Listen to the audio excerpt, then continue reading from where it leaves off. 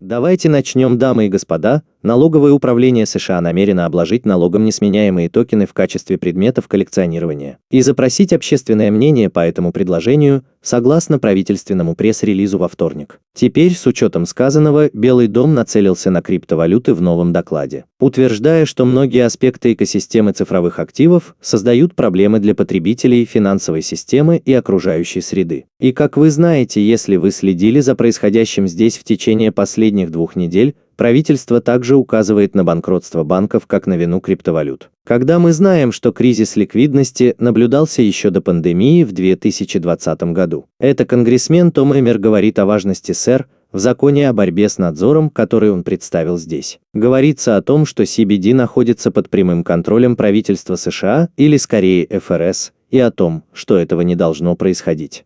И он прав, я согласен.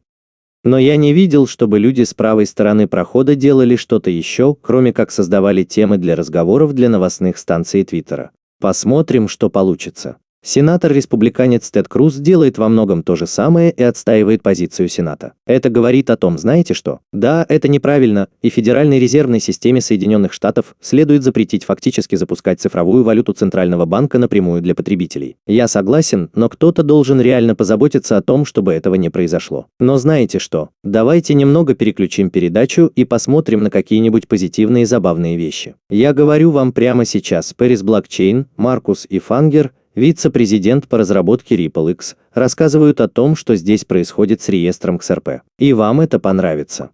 А еще у нас на очереди Моника Лонг и Синди Янг. Никуда не уходите. Зацените это. А еще есть реестр XRP, который является одним из старейших и наиболее проверенных в боях криптопротоколов. У него открытый исходный код. Он создан сообществом разработчиков по всему миру. В нем имеется 35 уникальных валидаторов, которые помогают проверять транзакции и обеспечивать безопасность системы.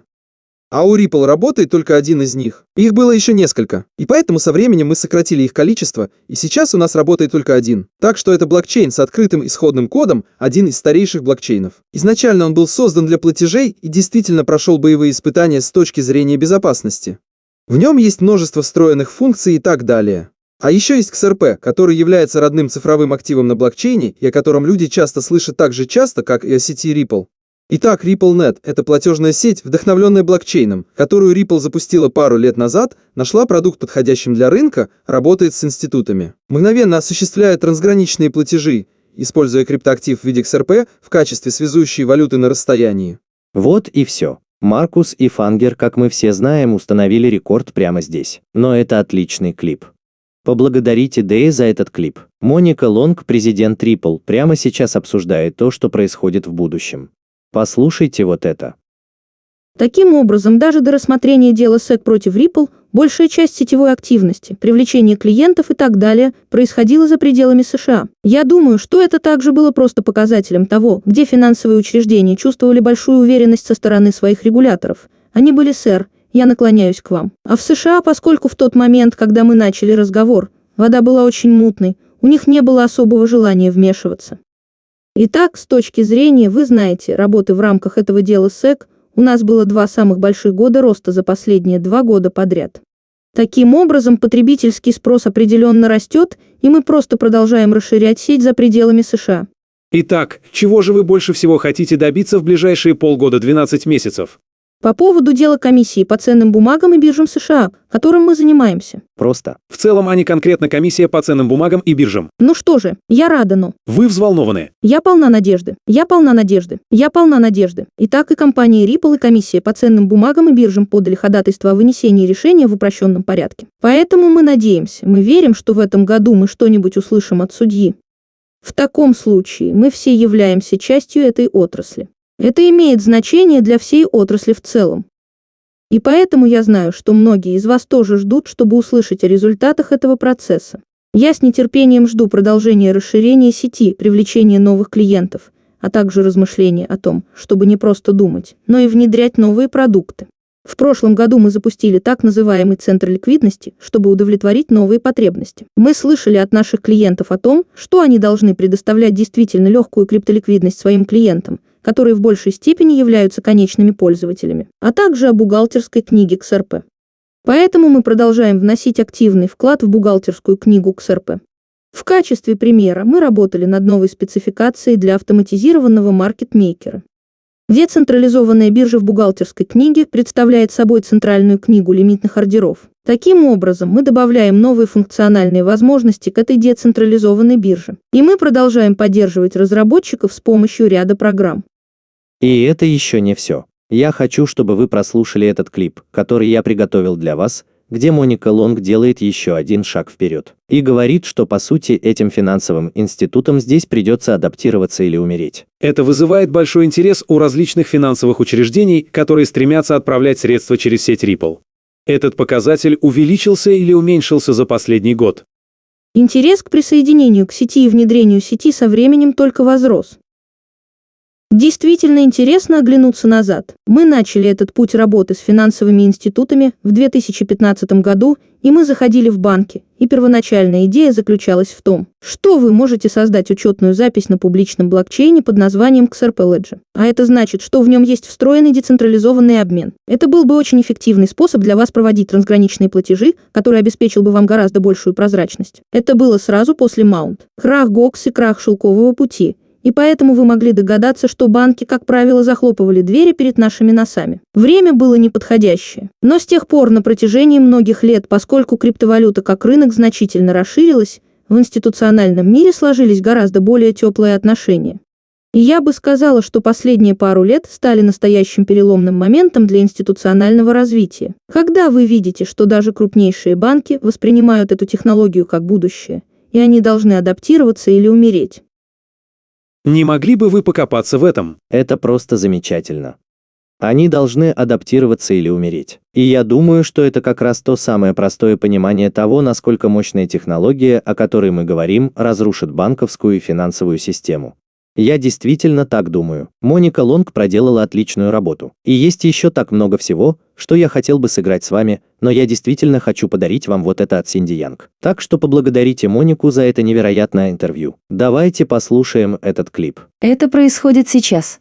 Сэнди? Сэнди говорит: «Дайте мне микрофон. Я расскажу вам прямо сейчас». Это происходит прямо сейчас. Да, безусловно. Это определенно происходит сейчас. Я думаю, что единственный вариант использования, на котором я хочу сосредоточиться, это перемещение ценностей через границы, не так ли? Я думаю, именно здесь мы видим возможность использовать криптографию и блокчейн для перевода денег быстрее, дешевле, более прозрачным способом. Таким образом, чтобы вам не нужно было блокировать капитал, и вы могли использовать его для развития своего бизнеса. В отличие от совершения платежей на другом конце света в любое время. Сейчас самое подходящее время. Это дает все эти преимущества, не так ли? Доступность 24 часа в сутки, 365 дней в неделю, расчеты в режиме реального времени, глобальные пулы ликвидности по всему миру. И причина, по которой я так сильно сосредотачиваюсь на этом, первая и главная, очевидно, тройная, это то, что мы делаем изо дня в день. Но на самом деле, я думаю, есть три основные причины. С одной из них я абсолютно согласна, это доказано, не так ли? Мы уже далеко продвинулись от гипотезы к пилотам. Сегодня это действительно проверенный вариант использования, и я знаю это, потому что мы создали платежную сеть под названием RippleNet, в которой сегодня сотни клиентов обрабатывают более 15 миллиардов долларов. И мы видели, как в этой сети используется наше трансграничное платежное решение на базе криптовалюты по требованию ликвидности. Опять же, наши клиенты изо дня в день рассказывают о преимуществах того, что я описала. Во-вторых, это не только доказано, но и то, что продукт соответствует рынку, а ценностное предложение настолько ясное, что его активно используют, не так ли? Итак, несмотря на то, что мы очевидно говорим о криптозиме, льдах и потрясениях на рынке, обо всем мошенничестве и различных очевидных проблемах, с которыми сталкивалась не только криптография, но и более широкая индустрия финансовых услуг, и даже за ее пределами. Несмотря на все это, в прошлом году мы продолжали наблюдать значительный рост этой сети трансграничных платежей, в частности, рост крипторешения с ликвидностью по требованию. На самом деле, более половины нашей сети фактически перешли на это более совершенное решение, которое использует XRP в качестве цифрового актива. Более половины сети перешли на ликвидность по требованию. Это мост для перемещения денег, потому что он решает эти проблемы, связанные с затратами, скоростью, эффективностью, а также избавляет от необходимости блокировать капитал. А теперь всего на секунду, Если бы я мог просто подумать о том моменте, в котором мы находимся с Бэнксом. Подумайте о том, что Моника Лонг только что сказала нам о том, чтобы адаптироваться или умереть. Честно говоря, это довольно примечательно. А теперь давайте послушаем этот последний небольшой отрывок. И в-третьих, с точки зрения подобных вопросов, как может использовать бизнес. Ведь есть разные способы, не так ли? И есть два наиболее заметных варианта использования, которые, как мы видим, действительно хорошо работают, опять же для наших клиентов, которые используют это сегодня и получают преимущество прямо сейчас. Один из них – это индивидуальные платежи, с которых мы в основном и начали, будь то денежные переводы или деловые платежи. Но это ваши типичные индивидуальные платежи. Фиатные деньги по всему миру, но с использованием криптовалюты в качестве связующего звена. А во-вторых, на самом деле это казначейство, не так ли? Таким образом, потоки казначейских средств имеют одни и те же болевые точки. И подобное решение значительно повышает операционную эффективность, избавляет от необходимости прогнозировать, быть уверенным, что ваши деньги находятся в нужном месте в нужное время, и страховаться от этого, и так далее, и так далее, и так далее, верно? У меня очень сильно болит голова. Итак, в прошлом году мы стали свидетелями широкого внедрения этого решения с точки зрения корпоративных казначеев. Теперь это используют не только лицензированные финансовые учреждения, но и все больше корпораций в сельском хозяйстве, электронной коммерции, технологиях и так далее. И мы добавляем их все больше и больше с каждым днем. Так что на самом деле я думаю, что вариант использования трансграничных платежей действительно хорошо зарекомендовал себя и будет продолжать работать. Я думаю, что он все еще находится только на начальном этапе, потому что это сложно, и еще многое предстоит решить, чтобы сделать его лучше, быстрее и даже более масштабным. Но я думаю, что с помощью блокчейна эта способность перемещать стоимость без центрального контрагента лучшим образом действительно является основой идеала блокчейна, не так ли?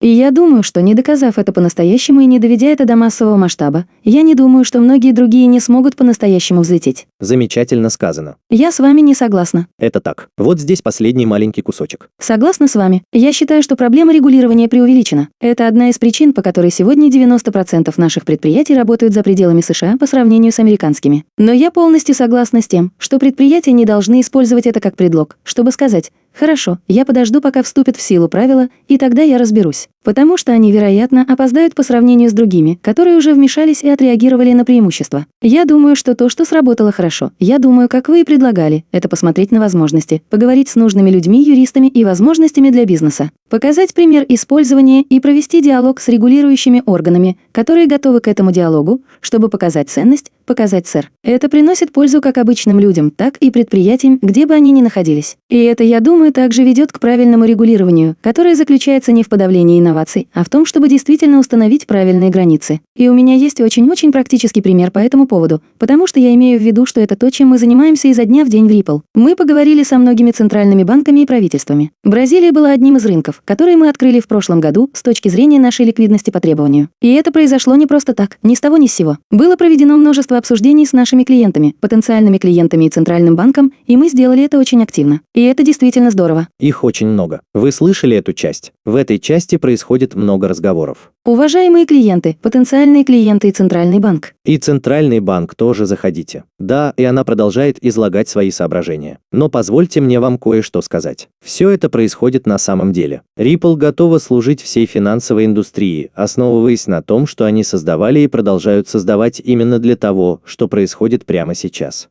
А теперь давайте просто очень быстро переключим передачу от Элеоноры Тарант. Вердикт SEC по делу Ripple может быть вынесен в переломный момент для криптоиндустрии. Более правдивых слов еще не было произнесено. Но вот Джон Дитон прямо здесь предсказывает полную победу Ripple, хотя на самом деле он никогда раньше этого не говорил. Что здесь меняется? Послушайте внимательно. В меня чуть не выстрелили, Кэти, когда я прочитал заявление комиссии по ценным бумагам и биржам. На самом деле я доказывал, что ошибался. Они доказали, что я в чем-то ошибался в этом деле. До того, как было подано ходатайство об упрощенном судебном разбирательстве, я сказал миру XRP и сообществу XRP: будьте готовы, потому что я предсказываю, что у XRP могут быть какие-то доказательства против Брэда, Криса и Рипла, которые еще не обнародованы, и это может быть пара плохих дней для Рипла, вы знаете, публично, отчасти оптически. А когда я прочитал заключение судьи по упрощенному порядку, там ничего не было. Это было просто так. Они говорили о том, вы знаете, как они хотят продвигать экосистему XRP, и как они хотят увеличить стоимость XRP и тому подобное. И как XRP будет успешным в будущем. Во всем, что говорит специалист по биткоину, во всем, что говорит специалист по эфириуму, во всем, что Чарльз Хоскинсон из Кардано говорит об их платформе, нет ничего уникального.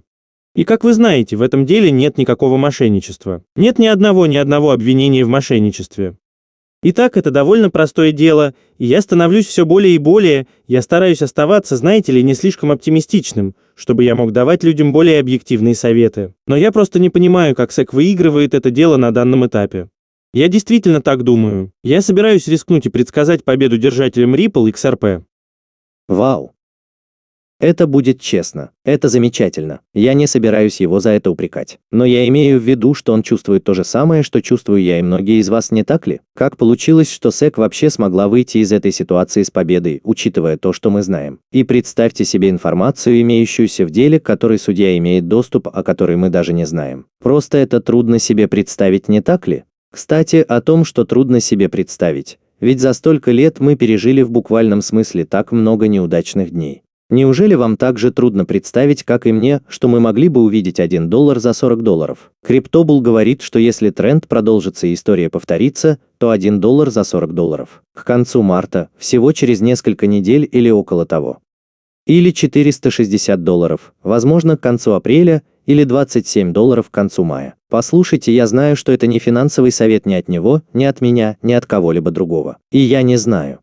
Но что я точно знаю, так это то, что решение по этому делу должно быть вынесено со дня на день. Через несколько часов, минут, дней или недель. Мы скоро получим решение. И когда мы получим это решение, если Джон Дитон прав и мы одержим безоговорочную победу над XRP, то ух ты. Мне будет не терпеться увидеть, что именно он делает. Вот что я могу вам сказать. И кто знает, может быть, он превзойдет то, на что мы здесь смотрим. Это не финансовый совет ни от меня, ни от кого-либо другого. Это всего лишь мои цифровые перспективы. Я расскажу вам обо всем в следующем разделе.